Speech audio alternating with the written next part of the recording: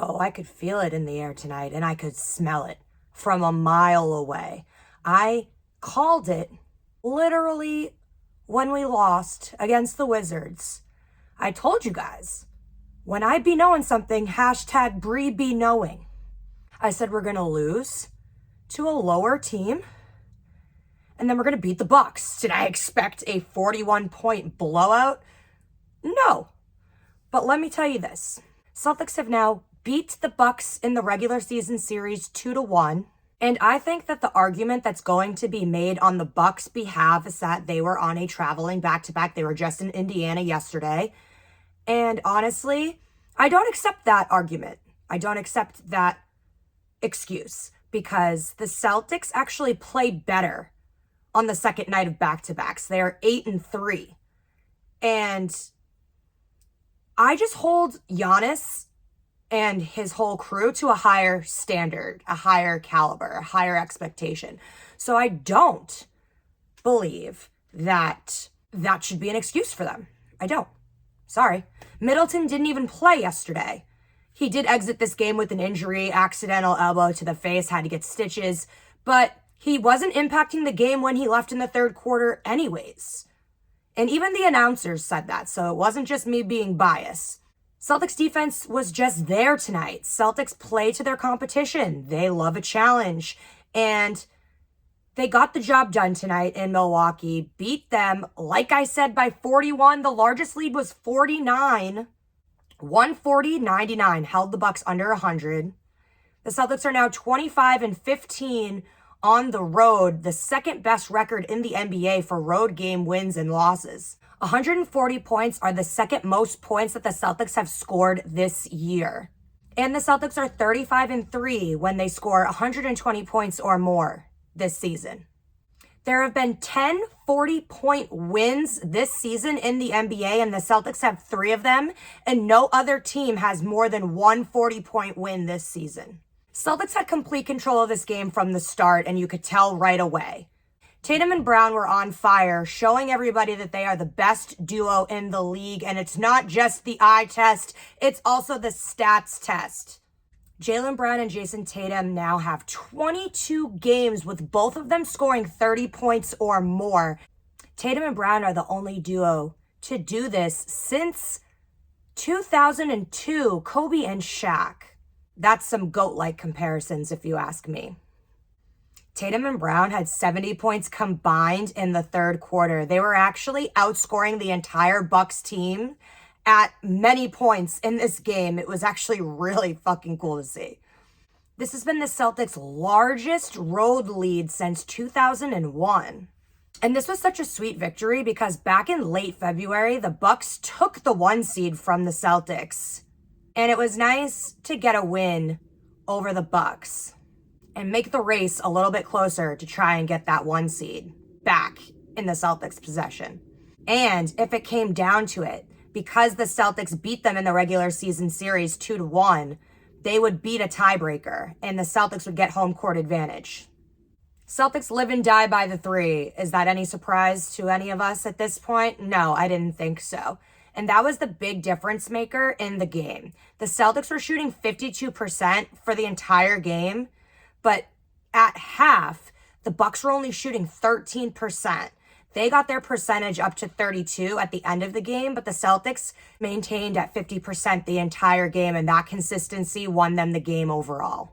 Tatum ended the night with 40 points, and that tied Larry Bird's franchise record of scoring 40 points or more in a game 11 times in a season. Also, in Celtics franchise history, only 6 people have scored 40 points and committed 0 turnovers, and Tatum has half of those games. Larry Bird has done it twice, and Antoine Walker has done it once.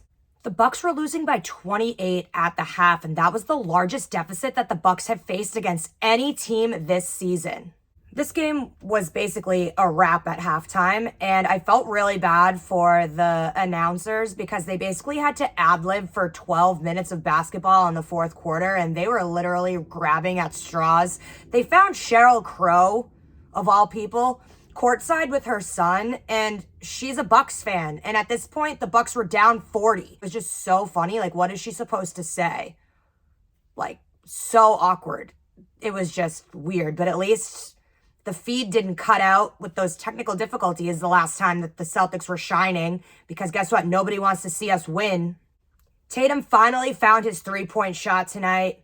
He was 8 of 10 from 3, 40 points, 8 rebounds for the night.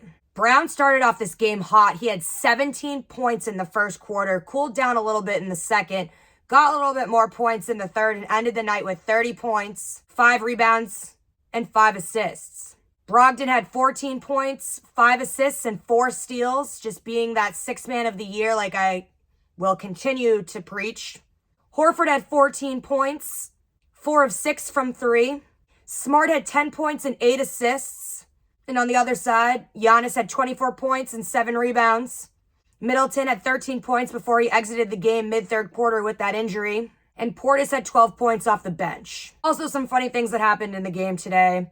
Blake Griffin shot a 3 and then went and did the kiss of death to make fun of Tatum, and then Smart reacted. Bench reaction was on another level tonight. Just chef's kiss, hilarious. That content was laughing for days. I can't even. Go check my page.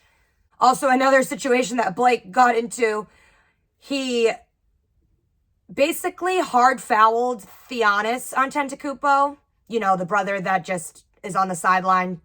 No offense to him. Honestly, I appreciate that he's like always super into the game, but he's really known as the Bucks cheerleader, if I'm being honest. No disrespect, but bro, this was like your time to shine. You were in the game and you had the opportunity to actually play, and you headbutt Blake and get ejected. It's like, dude, come on. That was like your 5 minutes of fame right there, and you just blew it.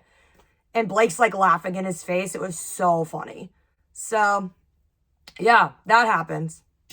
Now, the Celtics have a traveling back-to-back of their own. They are going to come home and play the Utah Jazz in less than 24 hours, and that will be the true test. They need to shift it into gear because we're coming down to the wire in order to get the actual seedings for the playoffs. And let me just tell you, I'd rather home court advantage when it will ultimately come down to the Bucks versus the Celtics and the Eastern Conference Finals, and I know for a fact it will go 7 games.